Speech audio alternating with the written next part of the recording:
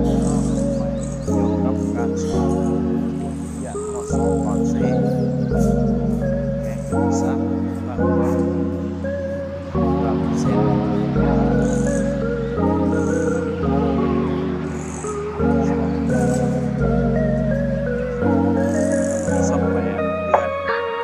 11ปี2025งานเกี่ยวก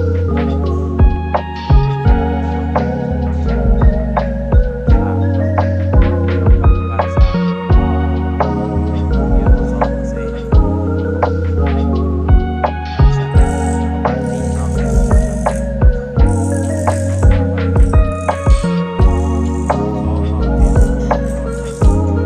เกี่ยวกับการสร้างโรงเรียนมสองมสี่ประมาณนี้ว่าเรียน2-3 เดือนก็ได้ประมาณสำนี้ครับ